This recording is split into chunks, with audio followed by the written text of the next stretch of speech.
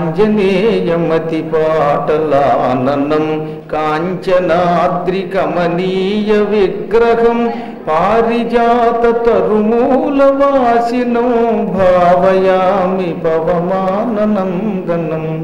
ఘుమఘుమారావ సంకుల ఘోరజీ మూత పటల సంచన్న ప్రభాగ మొగుచు చెటుల ఝంఝానిలోత్కట సముద్ధూత నానావిధ జంతు సంతాన మొగుచు చండ దిగ్వేదండ తొండ నిభాఖండ వారి ధారాపూర్ణ వసుధ మొగుచు విద్యోతమానోగ్రఖద్యోత కిరణ జిద్విద్యుజ్జుతిచ్చట విభవ మొగుచు అడరి జడి గురియంగ నినుడస్తమింప భూరి నీరంధ్రని విడాంధకారమేచి సూచికా భేద్యమై వస్తుగోచరంబుగాని ఎట్లుండనతడు ఆ వానతడి ఆకాశమంతా నల్లని మేఘాలు కారుమబ్బులు అలముకుపోయాయి. ఆ కారుమబ్బులను చూచి వణికిపోతూ కాకులు పిచ్చుకలు చిలుకలు మొదలైన పక్షులు కీచు బాచుమంటూ అటు ఇటు ఎగిరిపోతున్నాయి. ఎంతలోనే ఫెటిల్ ఫెటిల్ అనే శబ్దాలతో ఉరుములు ఉరుముతూ మెరుపులు మెరిసిపోతూ పైనుంచి ఎంతంత పిడుగులు పడ్డం మొదలెట్టాయి. ఈ భయంకర గర్జనలు ఈ పిడుగులకి తోడుగా ఏనుగులు తొండములతో విడిచిపెడుతూ ఉంటే ఎంత ధారగా నేల మీదకి నీరు వస్తుందో అంత ధారగా వర్షం కురుస్తుంది. అందుకే చండ దిగ్వేదండ తొండ నిభాఖండ అన్నారు. మామూలు ఏనుగులు కదట, దిగ్వేదండం. దిక్కంటే 8 దిక్కులు వరసగా ఉన్నాయే, ఆ 8 దిక్కులను వేదండము అంటే ఏనుగు. 8 ఏనుగులు ఐరావతము, సుప్రతీకము, కుముదము, పొండరీకము, వామనము, అంజనము, కపిలము, అభ్రమువు అని 8 ఏనుగులు ఈ భూమండలాన్ని మోస్తున్నాయి. ఈ 8 ఏనుగుల్ని అష్టదిగ్గజాలు అంటారు. ఈ ఏనుగులు ఆకాశంలో నిలబడి తొండంతో నీళ్లు కొడుతున్నాయా, నేల మీద కన్నంత ధారగా వర్షం వస్తుంది. కుంభవృష్టి కొండపోత. ఆ దెబ్బతో భూమండలం తడిసిపోయింది. నీరేదో ఒడ్డేదో గట్టేదో మెట్టేదో పల్లమేదో ఇంకోటేమిదో తెలియకుండా మొత్తం ఒక మహాసముద్రం అయిపోయింది నేలంతా. అయినా లెక్క లేకుండా అలాగే తడిసిపోతూ ఈ జుట్టు వెనక్కి తోసుకుంటూ మధ్య మధ్యలో జుట్టును పిండుకుంటూ పైనున్న వస్త్రాలన్నీ తడిసిపోతున్నా సరే అలాగే బయలుదేరి మొత్తం మీద రాజుగారి కోటకు వెళ్ళిపోయాడు. ఎప్పుడో పెళ్లికి వెళ్ళిన కోటైనా గుర్తుందిట. ఎందుకంటే ఆయన ఏకసంతాగ్రహి అవధాని, అయినా చాలా గట్టివాడు, బుర్రన్నవాడు. అందుకని గుర్తు పెట్టుకుని అక్కడికి వెళ్ళాడు.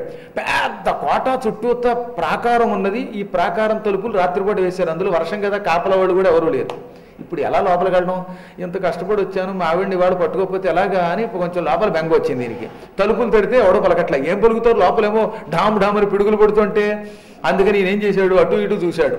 ఓ పెద్ద తాడు అటు వెళ్ళాడుతోంది ప్రాకారం దగ్గర, కోటగోడ దగ్గర. ఆ తాడు పట్టుకుని మొత్తం మీద ఎగవాకి అవతలకి చెంగుని దూకేశాడు. దూకేసి లోపలికి వెళ్ళి వాళ్ళ ఆవిడ గది ఈయనకి ఒక్కసారి చూసినా గుర్తుందిట. మాయిదారి మనిషికి అంత గుర్తు ఎలా ఉందో మరి. ఆయనకి మహా అపూర్వ ధారణాశక్తి కనుక వెళ్ళి వాళ్ళ ఆవిడ తలుపు తట్టాడు. ఆ గదిలో ఇంకెవరూ పడుకోరని వాళ్ళ ఆవిడ చెప్పిందిలండి. నా గది నేను ఉన్నా లేకపోయినా అలాగే అట్టే పెట్టారు మా అమ్మ వాళ్ళు, మీరేమో అక్కడికి పంపరు, నా గది అంతా తొడవడం పరుపులు మార్చడమే తప్ప అందులో మాత్రం ఎవరు పడుకోవట్లేదు అని చెప్పిందిట. అందుకని ఆ తలుపు దగ్గరికి వెళ్ళి తలుపు కొట్టాడు ఈయన. రాత్రిపూట గాఢంగా నిద్రపోతున్న రత్నావళి ఈ తలుపు శబ్దం విని ఉలిక్కిపడి అని బుర్రగొక్కుంటూ బయటకు వచ్చింది. పాపం తీరా రాగానే ఎదురుగుండా పిశాచంలాగా తడిసిపోయినటువంటి ఈయన ఈ జుట్టుతోటి పై ఒళ్ళంతో రక్తంతో దీపపు కాంతిలో, రత్నాల దీపపు కాంతిలో కనబడ్డాడు. ఒక్క క్షణం పిశాచమా అనుకుని తర్వాత హడిలిపోయిన ఆవిడ అరవబోయి భర్తను గుర్తుపెట్టి, మీరు నిజంగా మీరేనా లేక కళ మాయా అంది. నేనే రత్నావళి అన్నాడు. ఓ ఈ మాయిదారి మొగుడా ఎలా వచ్చామంది ఆవిడ. నేను నీకు చెప్పానా, నువ్వు లేకపోతే క్షణం ఉండలేను, అందుకని నువ్వు అలా వెళ్ళగానే నేను సాయం సంధ్యా సమయానికల్లా వచ్చాను, నీళ్లలో దూకి ఈదుకుంటూ వచ్చాను అన్నట్టు. అయ్యి బాబు, ఈ వరదలో యమున ఎలా ఈదేరండి, అసలు నే బయలుదేరుతున్నప్పుడే నీరు వస్తుంది, ఈ పాటికి వరద పెరుగుండాలి అంటే వరద నాకు లెక్కేంటి, ఓ శవం వచ్చింది దాని మీద ఎక్కి ఈదుకొచ్చాను అన్నట్టు. మరి అక్కడి నుంచి ఇలా ఎక్కడికి వచ్చారంటే నాకు అంతా గుర్తే, ఎన్నిసార్లు చూసినా ఒకసారి చూసినా ధారణే నాకు అన్నట్ట. పోనీ కోటకు వచ్చారు, తలుపులు వేసున్నాయి, లోపలికి ఎలా వచ్చారంటే బయట ఓ పెద్ద తాడు వేళ్లాడుతోంది, అది పుచ్చుకు పైకి వచ్చాను అనగా బయట తాడు ఎలా వెళ్ళాడుతుందండి బాబు అని చూస్తే తాడు కాదు, పెద్ద కొండ చిలవ. ఆ వర్షం దెబ్బకి తట్టుకోలేక అది పైన పాకి ఉంది, దాని తోకటు పైకి ఎక్కెట్టిన. ఇప్పుడు చూస్తే ఆ పాము చచ్చుంది వీడు గట్టిగా లాగడంతో. కొండ చిలవని చంపి పైకి వచ్చావా, ఈ రక్తం అదన్నమాట, ఒళ్ళంతా రక్తం, దాని తోక తెగిపోయి మీద పడింది అనమాట అనుకుని, ఎంత ఆశ్చర్యం ఇది. మాయలో పడి భయంకరంగా సముద్రంలో ఉన్న యమునిని దాటావా, శవమెక్కి యువతలకు ఈదుకుంటూ వచ్చావా, పావుని పట్టుకుని కోటగోడ దాగి లోపలికి వచ్చావా, ఇంత వ్యామోహమా, ఇంత జ్ఞానమా, బాగా చదువుకున్న పండితుడివి జ్ఞానివి అనుకున్నాను. ఏముందయ్యా ఈ శరీరం, అజ్ఞానం అనే నీ పొరని, కళ్ళకున్న పొరని తొలగించు చూడు. ఈ రామా శరీరం మీద ఉంచినటువంటి ప్రేమలో ఎంత పెసరు రాముడి మీద ఉంచితే నువ్వు బాగుపడేవాడు కదా అందావిడ. రామ అంటే స్త్రీ కదా, రామ మీద ఉంచినటువంటి ప్రేమ రాముడి మీద పెడితే బాగుపడేవాడు అనగానే అప్పటిదాకా అజ్ఞానంలో అని ఈయన కళ్ళు తెరుచుకున్నాయి. అదనమాట యోగం అంటారు. వెంటనే లాగి గోప మీద కొడితే ఎలా అయితే కళ్ళు బయర్లు గమ్ముతాయో అలాగే ఈతనలో ఉన్న అజ్ఞానం అనేది బయటకు వచ్చింది. ఒక్క క్షణకాలం నిశ్చేష్టుడైపోయాడు. అపూర్వమైన బోధన చేసావు భార్య అన్నట్ట. అంటే భార్య అన్న ఆ రెండు ముక్కలకి అతనికి అంత జ్ఞానం కలిగింది. అప్పటికి సమయం వచ్చిందనమాట. వెంటనే కళ్ళు తెరుచుకుని కాళ్ళ మీద పడిపోయి నువ్వే నా గురువు అన్నాడు. ఇదేంటంటే నా కాళ్ళు పట్టుకుంటున్నారంటే, కాళ్ళు పట్టుకున్న గురువుకి పాదాలకి నమస్కారం చెయ్యాలి. ఇంతకాలం తెలియక అజ్ఞానంలో పడిపోయి ఈ శరీరమే శాశ్వతం అనుకున్నాను, ఈ శరీర సౌఖ్యమే చిరకాలం వస్తుందనుకున్నాను, ఇది ఒక్క క్షణకాలం కూడా మనతో రాదు, ఇది మహామాయ అని అర్థమైపోయిందనమాట.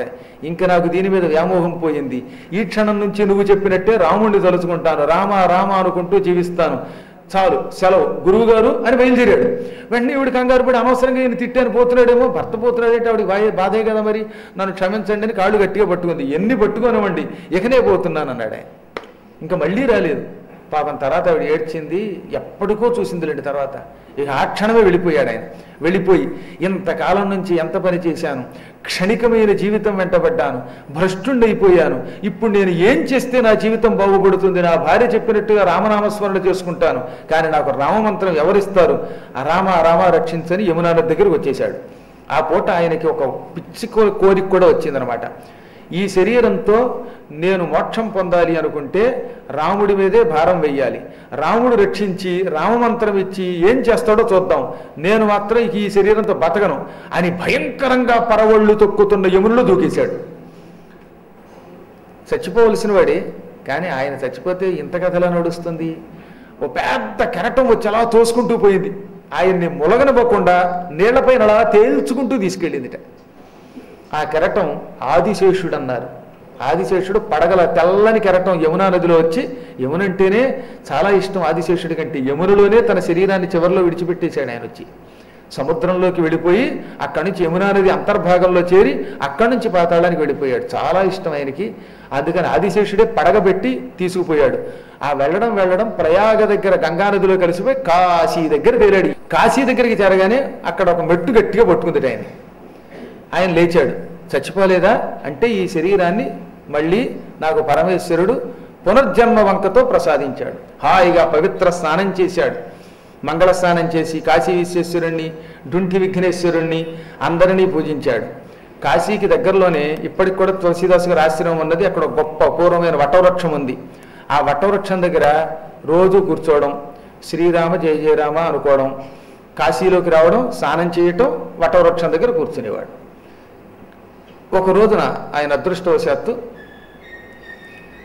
అక్కడికి పరమపుణ్యాత్ముడు వేదవ్యాస మహర్షి, వాల్మీకి మహర్షి, భరద్వాజ మహర్షి వీళ్ళందరూ అర్ధరాత్రి 12 గంటలకి స్నానానికి వచ్చారు. రోజు కాశీలో రాత్రి 12 గంటలకి మణికర్ణికా ఘట్టం దగ్గరికి అపూర్వమైన దివ్యమంగళ విగ్రహంతో ఋషులు వస్తూ ఉంటారు. వాళ్ళంతా అంతర్యాములు. మిగతా వాళ్ళందరికీ అదృశ్య రూపంలో ఉన్నప్పటికీ కూడా పుణ్యాత్ములకి మాత్రం దృశ్యులు అవుతారు, శరీరంతో దర్శనమిస్తారు. ఒకళ్ళిద్దరు కాదు. ఒకడు చూస్తే రామాయణం రాసిన వాల్మీకి, మరొకడు ఆయన శిష్యుడు భరద్వాజుడు. భరద్వాజుడు చెయ్యి పుచ్చుకునే వాల్మీకి మహర్షి రోజు తమసా నదిలో స్నానానికి వెళ్ళేవాడు. భరద్వాజ విశామయ అంటాడు. అటువంటి భరద్వాజుడు. ఆ భరద్వాజుడు భరతుడికి వాళ్ళకి విందు చేశాడు. రాముడు తిరిగి వస్తుంటే కూడా విందు భోజనం పెట్టినవాడు. మరొకడు వేదవ్యాస మహర్షి, భారతేతిహాసం 18 పురాణాలు ఇచ్చిన పుణ్యాత్ముడు. మరో పక్కన వశిష్ఠుడు. ఇటువంటి వాళ్ళందరూ అక్కడ కూర్చున్నారు.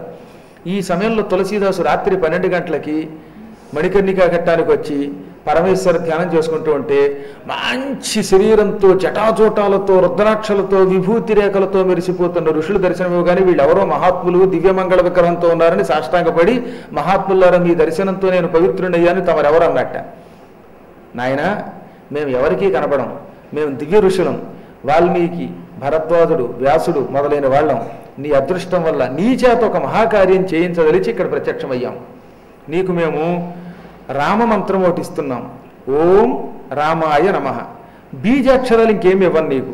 ఆ బీజాక్షరములు నీకు భవిష్యత్తులో మరో పుణ్యాత్ముడు ఇస్తాడు. ఇప్పుడు ప్రస్తుతం రామాయణ మహా అనుకుంటూ జపం చెయ్యి. ఈ రోజు నుంచి ఈ వాల్మీకి మహర్షి రాసినటువంటి రామాయణాన్ని నువ్వు రోజు చదువు, పారాయణ చెయ్యి, సాయంత్రం పూట పురాణం చెప్పు అని వ్యాసుడు స్వయంగా ఆనతిచ్చాడు, శిరస్సు మీద చెయ్యి పెట్టి, వేదవ్యాసుల వారు. వెంటనే ఆయన పులకించిపోయి వ్యాసుడికి నమస్కరించాడు. రామమంత్రం చేసుకుంటూ తారక మంత్రాన్ని మర్రి చెట్టు కింద కూర్చుని రోజు ఉదయం పూట సంధ్యావందనం, స్నానం అన్నీ అయిపోయాక, అర్చనలు అయ్యాక మొత్తం వాల్మీకి రామాయణం 24,000 శ్లోకాలు చదువుకోవడం మొదలెట్టాడు. పారాయణ చదువుకోక పండితుడు కదా, సంస్కృత పండితుడు కదా, జ్ఞానం పెరిగింది. ఇప్పుడు ఆయన చుట్టూతో రోజు చదువుకుంటూ ఉంటే జనాలు చేరడం మొదలెట్టారు. ఇంకా పురాణం చెప్పండి వింటామన్నారు. ఇదేదో బాగుంది అనుకున్నాడు ఆయన. అంటే మొట్టమొదట పురాణం చెప్పాలనే కోరిక ప్రజలు రేకెత్తించారు. ఆ రోజు నుంచి ఈయన ఏం చేశాడు, నిత్య రామాయణ ప్రవచనం పెట్టాడు. బాలకాండ చెప్పడానికి ఆయనకి మండలం పట్టింది, ఒక్క బాలకాండకి. అలా వరసగా చెప్పుకుంటూ పోయాడు. సంవత్సర కాలం పట్టిందిట. ఇంకా సంవత్సర కాలం అయ్యాక సుందరకాండలోకి అడుగుపెట్టాడు. ఈయన పురాణం చెబుతుంటే మొదట్లో 10 మందే వచ్చారు, తర్వాత 100 మంది అయ్యారు. ఆ తర్వాత ఇక ఆడిటోరియం పట్ల నిలబడి ఉండడం మొదలెట్టారు మీకు మళ్ళీ. ఈ విధంగా జనమంతా కాశీ చుట్టుపక్కల నుంచి ఈ అపూర్వ పాండిత్యానికి మెచ్చుకుని, అందులో సుందరకాండ ఆ మహానుభావుడు అనుభవిస్తూ ఉంటే దానివల్ల అపూర్వ పాండిత్యం, వాగ్ధార వచ్చేది. వాళ్ళందరినీ మెప్పించేవాడు. రోజు హనుమన్ మంత్రం జపం చేయించేవాడు. సుందరకాండ మొదలు పెట్టాడు. ఒక 2 రోజులు 3 రోజులు జరిగింది కార్యక్రమం. ఒకరోజు నేను సాయంకాలం పురాణం చెప్పడానికి వెళ్లే ముందు సంధ్యావందనం పూర్తి చేసుకుని దగ్గరలో ఉన్న మర్రి చెట్టు, రోజు అక్కడ మర్రి చెట్టు ఉందని చెప్పాను కదా, ఆ మర్రి చెట్టు మొదట్లో అర్ఘ్యజలం పోశాడు. ఇక్కడ మీకు ఒక విషయం చెప్పాలి. సంధ్యావందనం చేసేవాడు ప్రతిరోజు సమయానికి 3 సార్లు చేతిలోకి నీళ్లు తీసుకుని గాయత్రి మంత్రపూర్వకంగా ఒక పళ్ళెంలో అర్ఘ్యాన్ని విడిచిపెడతారు, నీరుని. దీనికి అర్ఘ్యజలం అంటే భగవంతుడి మంత్రపూర్వకంగా విడిచిపెట్టిన నీరు. ఈ నీరు ఆఖరణ అయిపోయాక ఏదైనా ఒక చెట్లో పోయాలి. ఈయన ఈ సంవత్సర కాలంగా రామాయణం చెప్పడం మొదలుపెట్టాక రోజు ఈ అర్ఘ్యజలాన్ని మర్రి చెట్టు మొదట్లోనే పోసేవాడు. ఈ రోజు కూడా అలాగే మర్రి చెట్టు మొదట్లో పోసి ఆ తర్వాత ఇంకొక 5-10 నిమిషాల తర్వాత మళ్ళీ ఆయన ఉపన్యాసానికి వెళ్ళాలన్నమాట. ఆయన ఉపన్యాసానికి వెళ్ళగానే జనాలందరూ రావడం మొదలెడతారు. ఈయన సంధ్యావందనం అయ్యేదాకా మాత్రం ఎవరు రాకూడదు అని, సంధ్యా సమయంలో ప్రయాణం చేయకూడదు కదా, అందుకని ఈయన ఈ అర్ఘ్యజలాన్ని మర్రి చెట్టు మొదట్లో పోయిగానే ఆ చిరు చీకటి పడ్డానికి కొంచెం ముందనమాట, అది చెట్టు నుంచి ఢామ్మను పెద్ద శబ్దంతో బ్రహ్మరాక్షసుడు కిందకి దిగాడు. మంచి నల్లగా నిగనిగలాడిపోతున్నాడు ఆ బ్రహ్మరాక్షసుడు. పెద్ద ముక్కు, కోరలు, శరీరం 2 తాడి చెట్ల ప్రమాణం ఉన్నది. వాడిని చూడగానే తులసీదాస్ గారు ఒక్క క్షణం పై ప్రాణం పైనే పోయినా మళ్ళీ ధైర్యం తెచ్చుకుని, మహాత్ముడు కనుక ఈ బ్రహ్మరాక్షసులు అన్నేం చేస్తారు అనుకుని వెళ్ళి కస్త్వం అన్నట్ట. నువ్వెవడమన్నట్ట. కశ్చిత్ బ్రహ్మరక్షోహం అన్నాడు వాడు. నేను ఒకనొక బ్రహ్మరాక్షసుణ్ణి. మరి ఎందుకు వచ్చావు? నేను మీకు అపకారం చేయడానికి రాలేదండి అన్నట్ట. నువ్వు అపకారం నాకేం చేయలేవులే నాయన, ఇంతకీ వచ్చిన పని చెప్పు అన్నాడు ఆయన. అయ్యా, నేను పూర్వజన్మలో బాగా చదువుకున్న ఒక పండితుడినండి, తెగ చదివానండి. తర్వాత నా దగ్గర నా పాండిత్యానికి మెచ్చుకుని శిష్యులు చేరారు. ఎవడన్నా శిష్యుడు వస్తే వాడికి పాఠం చెప్పడానికి నాకు ఇంత డొనేషన్ ఇస్తే కానీ పాఠం చెప్పననేవాడిని. ఎక్కువగా డొనేషన్ పుచ్చుకుని స్కూల్లో సీట్ ఇచ్చిన వాళ్ళంతా బ్రహ్మరాక్షసులు అయిపోతారు. నాకు ఆ విషయం తెలియదు. అందుకని ఓవర్ డొనేషన్స్ పుచ్చుకుని శిష్యుల్ని పీడించి తెగ సంపాదించేశాను. ఓరి బాబు, అంతా ఇంత కాదు, నేను గురుకులం ద్వారా తెగ కోట్లు సంపాదించాను. ఆ మహాపాపంతో నేను చచ్చిపోగానే ఇలా బ్రహ్మరాక్షసుండై పుట్టి ఈ మర్రి చెట్టు మీద ఇప్పటికి 5,000 సంవత్సరాలుగా మంచినీళ్లు లేక తిండి లేక అల్లాడిపోతున్నాను బాబోయ్ అన్నాడు ఆయన. కాబట్టి ఎక్కువ ఫీజులు ఇచ్చుకుంటే అలా అయిపోతారట. నేను చెప్పలేదు, తులసీదాస్ గారి చరిత్రలో ఉన్నది. మళ్ళీ నన్ను అడగండి. ఇప్పుడు నన్నేం చేయమంటావు నాయన, నీ చరిత్ర అంతా ఎందుకు చెప్పే ఉన్నాడు ఆయన. ఏం చేయమంటారు ఏమిటండి, 5,000 సంవత్సరాలుగా బ్రహ్మరాక్షసుండి తిండి లేక నీరు లేక అలమటించిపోతున్న నాకు దేవుళ్ళే తయారయ్యారు మీరు. సంవత్సర కాలం నుంచి రామాయణం చెబుతున్నప్పుడల్లా సంధ్యావందనం చేసి ఆ అర్ఘ్యజలాన్ని ఈ మర్రి చెట్టు మొదట్లో మీరు పోస్తున్నారు. ఆ నీరు నాకు అమృతమై అందింది. ఎవడన్నా సంధ్యావందనం చేసిన నీళ్లు చెట్టు మొదట్లో పోస్తే ఆ చెట్టు మీద ఉన్నటువంటి దేవతలు కానీ రాక్షసులు కానీ దాన్ని స్వీకరిస్తారు. నేను బ్రహ్మరాక్షసుణ్ణి, తులసి చెట్టు వంటి చెట్ల దగ్గరికి వెళ్ళలేను, అందుకే మర్రి చెట్టు మీద కూర్చున్నాను. మీరు అదృష్టవశాత్తు ఏ తులసి మొక్కలోనో పోయకుండా ఈ నీళ్లు మర్రి చెట్టులో పోశారు. అందుకే ఈ మర్రి చెట్టును ఆశ్రయించుకున్న నేను రోజు అర్ఘ్యజలం తాగడం మొదలెట్టాను. రోజు రోజుకి నా పాపం కొంచెం కొంచెం తొలగింది. ఇంకో రేపు ఒక్క రోజు కనుక అర్ఘ్యజలం తాగానంటే నాకు పూర్తిగా ఈ బ్రహ్మరాక్షస జన్మ నుంచి విముక్తి వచ్చి స్వర్గానికి వెళ్ళిపోతాను నేను. మీ ధర్మమానని, మీరిచ్చిన సంధ్యావందన గాయత్రి మంత్రపూర్వక అర్ఘ్యజల ధర్మమానని నేను విముక్తి పొందుతున్నానన్నట్ట. చాలా సంతోషం, పొందున ఆయన అన్నాడు ఆయన.